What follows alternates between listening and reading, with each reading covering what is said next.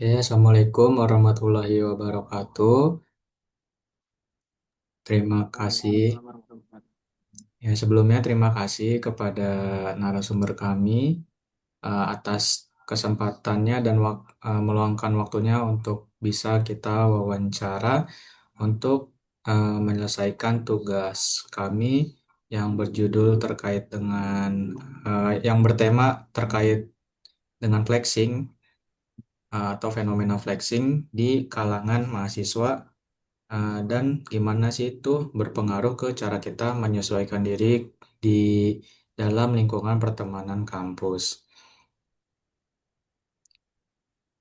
Oke, nah untuk tanpa berbasa-basi lagi, oh ya sebelumnya boleh nih eh, untuk narasumber kami nih memperkenalkan diri dari namanya siapa dan asalnya dari universitas mana. Baik, terima kasih Wahyu atas kesempatannya. Perkenalkan, saya Adisti Marsya Azahra, merupakan mahasiswi aktif dari Universitas Negeri Jakarta dengan program studi Pendidikan Pancasila dan Kewarganegaraan. Terima kasih. Oke, baik. Salam kenal Kakak Adis. Nah, mungkin tanpa berlama-lama lagi kita bisa langsung masuk ya untuk pertanyaan pertama yang akan disampaikan atau diutarakan oleh Saudara Hisham. Waktu dan layar dipersilahkan. Baik, Wahyu, terima kasih. Izinnya ke Kak Adis, saya izin mewawancarai untuk pertanyaan pertama, yaitu akhir-akhir ini kan sering banget ya dengar soal flexing. Nah, menurut kamu flexing itu apa sih? Kalau boleh tahu. Ya baik, jadi kalau menurut pandangan saya, flexing itu tuh kayak perilaku seseorang yang ingin menunjukkan atau sengaja menunjukkan kayak kemewahan, entah gaya hidup yang mewah, barang-barang yang mewah, atau pencapaian. Kadang tuh mereka menunjukkan ini tuh biar terlihat kayak keren, terus sukses, atau lebih unggul dibanding orang lain. Biasanya sih kalau flexing ini saya sering lihatnya itu di media sosial. Jadi kayak orang-orang tuh berlomba-lomba mengupload hal-hal yang terlihat mahal gitu di media sosialnya. Tuh, terima kasih. Oke, baik. Untuk pertanyaan kedua, kamu pengen dikenal teman-teman sebagai orang yang kayak gimana sih soal gaya hidup?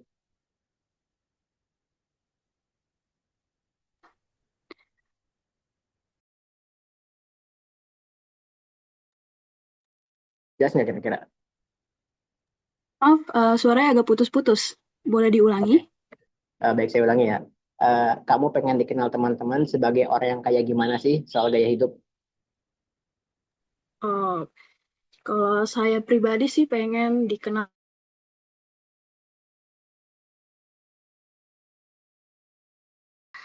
kayak ya enak diajak berteman, tapi nggak harus yang nunjukin hal-hal yang kelihatan bermewah-mewah gitu. Ya lebih sesuai dengan gaya hidup kita aja, sesuai kondisi kita gitu.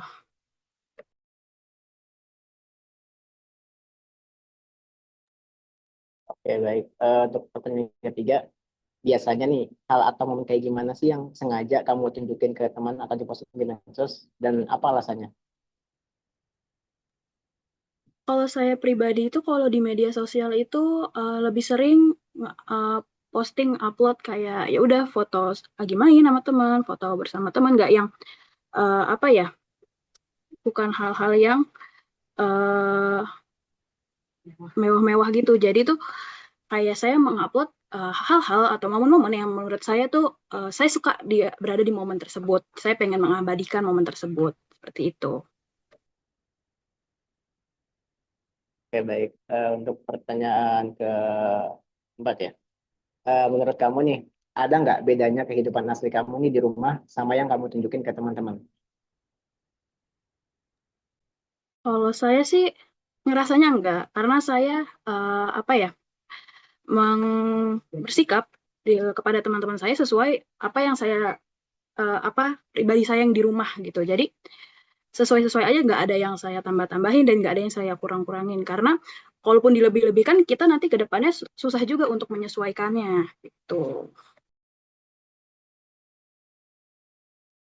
Oke, baik. Untuk pertanyaan selanjutnya, kalau lihat temen nih punya barang mahal atau hidupnya kelihatan mewah, itu biasanya kamu jadi mikir apa tentang diri sendiri?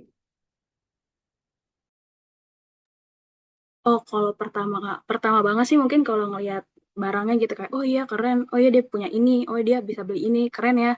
Terus kadang saya juga mikir kayak, duh, kapan ya saya bisa punya itu gitu. Tapi bukan dalam kutip iri ya, kayak cuma sekadar, oh ya, semoga saya bisa ke depannya mungkin bisa beli itu. Kalau semisalnya untuk iri-iri kayak harus menyamakan atau memaksakan keadaan untuk punya barang yang sama sih enggak. Jadi saya memahami prioritas diri saya sendiri sih gitu.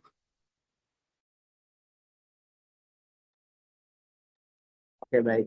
Untuk pertanyaan selanjutnya, eh, sikap rendah dari teman-teman itu ngaruh nggak ke rasa percaya diri kamu atau cara kamu melihat kondisi ekonomi diri sendiri? Eh, Kadang ngaruh, kadang enggak, kayak ada di masa-masa tertentu tuh kayak yang bikin kayak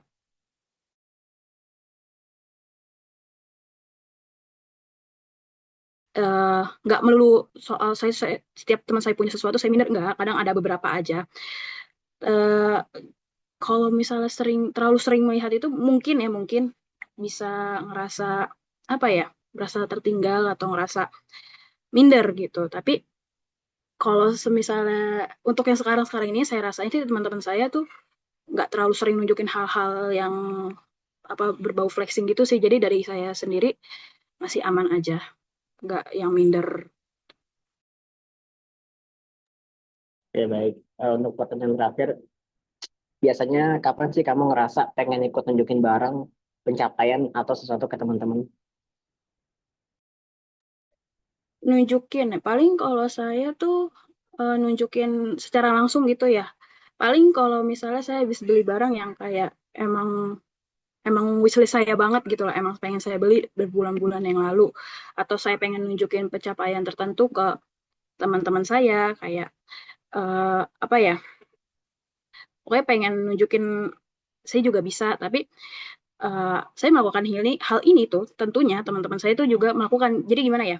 Karena saya suka melihat dia melakukan hal tersebut. Kalau misalnya sewaktu-waktu di mana saya ada kesempatan untuk menunjukkan hal tersebut, saya menunjukkan. Tapi bukan apa ya? Bukan berarti saya menunjukkan hal-hal yang berbau kayak kemewahan, enggak juga, kayak gimana untuk kebanggaan diri sendiri aja gitu. Oke, baik. Mungkin untuk pertanyaan selanjutnya boleh lanjut sama Wahyu. Coba silakan.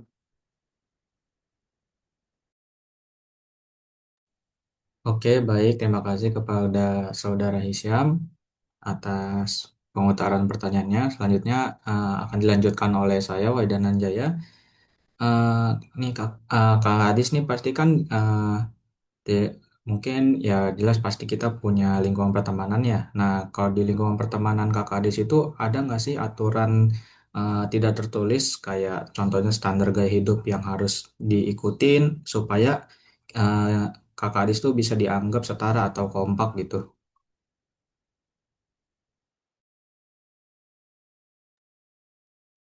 Enggak nggak selalu sih, tapi kadang kalau misalnya itu kan saya pribadi kayak punya beberapa circle, entah dari kuliah, entah dari teman-teman sekolah, kayak ada beberapa dari mereka tuh kayak yang bukan punya standar sih ya. Ya mungkin standar tidak tertulis ya mungkin ya. Jadi itu kayak mereka seneng nongkrong di kafe-kafe gitu. Nah kalau misalnya itu kadang kita mau nggak mau kan mengikuti gitu loh, biar ya biar kita bisa ikut main bareng gitu. Tapi itu tuh cuma sebagian kecil sih, selebihnya masih aman aja. Kayak teman-teman saya yang lain tuh di luar circle tersebut kayak masih menyesuaikan dengan kondisi kita gitu, kondisi kita masing-masing gitu.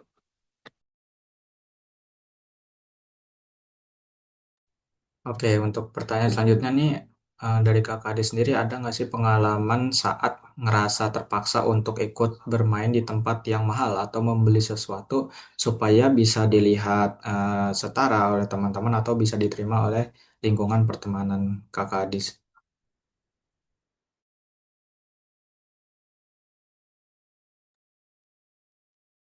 Terpaksa sih jarang banget sih, tapi kalau ditanya pernah atau tidak ya seperti pernah, kayak kayak apa ya? Seperti tadi saya bilang saya punya beberapa circle dan ada salah satunya tuh yang kayak emang suka nongkrong di kafe-kafe gitu. Kayak gimana ya? Terpaksa banget sih enggak, cuman kayak ada rasa di hati kayak oh seharusnya hal ini tuh bisa dibeliin ke hal yang lain gitu, bisa dialihkan uangnya untuk membeli hal yang lain. Kalau takut tidak dianggap sih enggak, cuman kan karena mereka bermainnya atau kayak nongkrongnya itu di tempat tersebut, kalau misalnya saya pribadi nggak ikut, ya saya keberatan, berarti saya nggak ikut, saya nggak bisa ikut main, nggak bisa ikut ikut yang ngobrol, nggak bisa ikut hangout gitu. Jadinya apa ya? eh Bukan takut dianggap tidak asik, lebih ke kayak ya pengen ikut bermain aja, walaupun kadang pas setelah pulang tuh kayak aduh sayang ya gitu uangnya, harusnya saya bisa beli hal yang lain gitu.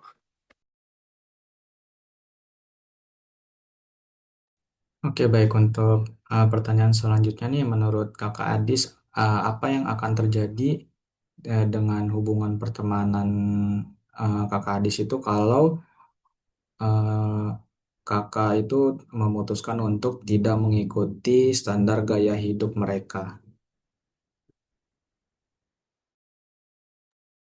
Ya kalau semisalnya dari merekanya yang apa ya nggak punya standar yang terlalu tinggi sih itu nggak berubah ya. Cuman kalau untuk yang mereka yang punya standar yang agak tinggi gitu untuk tempat mainnya gitu tuh biasanya ya paling jadi kita nggak ikut main, jarang ikut nimbrung gitu di obrolan di apa ya agenda main tersebut. Jadinya ya dibilang renggang banget sih enggak, cuman kayak jadi jarang ikut main aja gitu, nggak sedekat yang sama yang teman yang menyesuaikan dengan kondisi kita seperti itu. Oke, untuk pertanyaan selanjutnya, apakah ada dampak dari kebiasaan flexing ini terhadap suasana atau keharmonisan di dalam pertemanan Kakak Adis selama ini?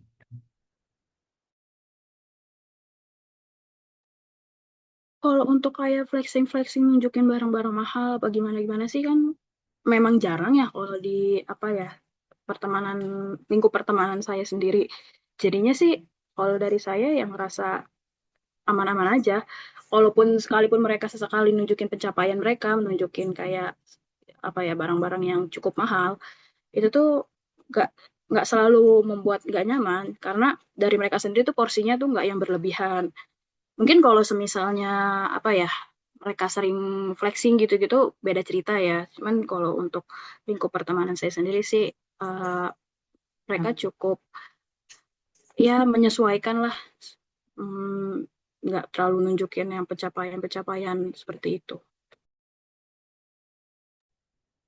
Oke, Ah, untuk Kakak Ade sendiri itu ada nggak sih beberapa hal yang dilakukan supaya bisa tetap ikut alur pertemanannya gitu dengan nyaman dengan mereka yang kondisi ekonominya mungkin atau gaya hidupnya itu berbeda jauh gitu, atau ya memang, atau mungkin ya intinya beda jauh gitu, ada nggak hal yang dilakuin?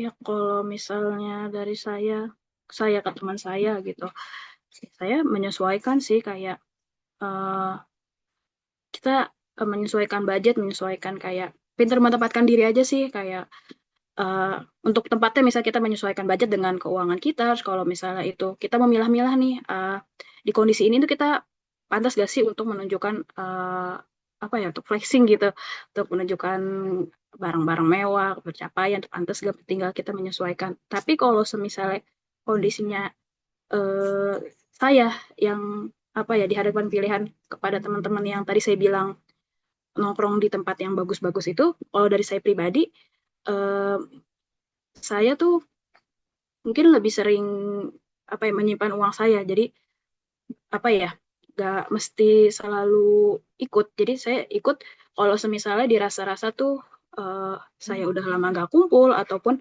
saya apa ya saya lagi ada uang lebih pada saat itu. Jadi saya nggak mau memaksakan diri sendiri ataupun memaksakan orang lain gitu. Terima kasih. Oke, Oke, untuk dua pertanyaan terakhir nih, eh, ada nggak sih, apakah ada tindakan flexing yang mungkin dari pertemanan kakak itu pernah lakuin itu bisa bikin kakak lebih gampang beradaptasi atau justru malah jadi beban?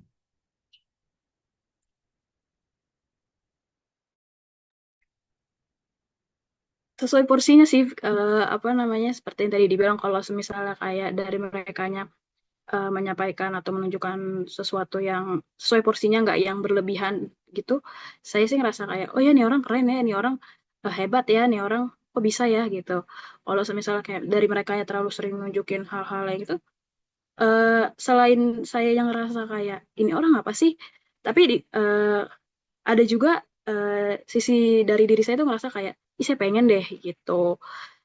Kalau semisal porsi masih aman-aman aja sih, saya nggak ngerasa gimana-gimana. Apalagi insecure, enggak. Oke, baik. Untuk pertanyaan terakhir nih, bagaimana kakak bisa berdamai dengan diri sendiri ketika tahu tidak bisa mengikuti standar gaya hidup teman-teman yang lain?